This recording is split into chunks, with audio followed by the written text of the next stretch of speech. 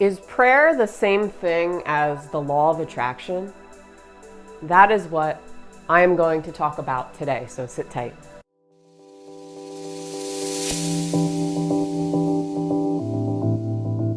Hey guys, welcome back to another video. My name is Jen. I help people reinvent their reality. Let's talk about prayer today. This freaks a lot of people out, including myself.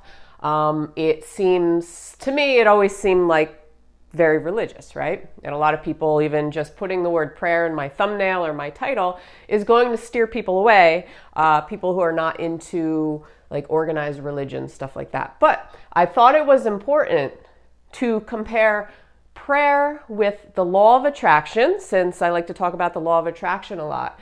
Is it the same thing? Is it the same thing? Now, I know people have probably thought about this before. And if it's the same thing, why is it that prayer doesn't work sometimes for people, right? So, in my opinion, it is the same thing. It is mostly the same thing, okay? When you're praying, you're putting out an intention, but the key is, as with the law of attraction, the key is the emotion behind it, right? So, prayer doesn't always work if you're coming from a place of lack or neediness, just as the law of attraction doesn't always work when you're coming from a place of lack or neediness, or you get the opposite. Think of all the school shootings we've had and mass shootings in the US the past few years. You know, everybody's like, thoughts and prayers, but it kept happening. It kept happening. There were more shootings, right? And people became sick of saying, oh, we need change. We don't need thoughts and prayers anymore. But you know why those thoughts and prayers didn't work? Because law of attraction, people are coming from a place of fear. People are coming from a very low vibrational state. Instead of putting the attention on a shooting-free zone or a peaceful place or loving kindness, people were coming from a place of fear and anger and disgust and really, really low states for themselves, emotional states.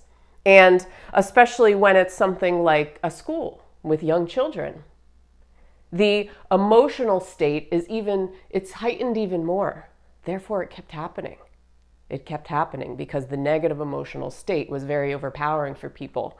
And you know, we're human. We have basic human emotions. So how can we say that we can feel positive about something?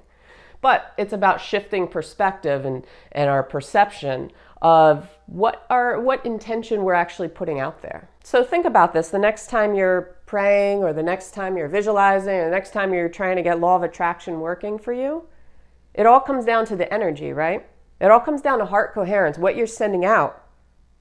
So, you know, any kind of barrier or border is illusionary, because energy transcends all these borders, right? This is why something like distance healing works, or distance Reiki, energy healing, whatever it is.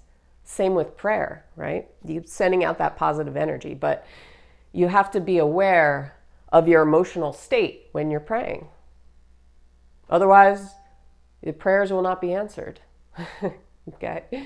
So I just wanted to kind of bring those two things up. I know it's probably something that people have thought about, that I've thought about for a long time. Like, yeah, like it's you know, pretty much the same thing with subtle differences. I mean, you know, but when it comes down to it, it's all energy. It's all coming from a place of our emotional state. So think of, you know, bringing your vibration up the next time you're praying.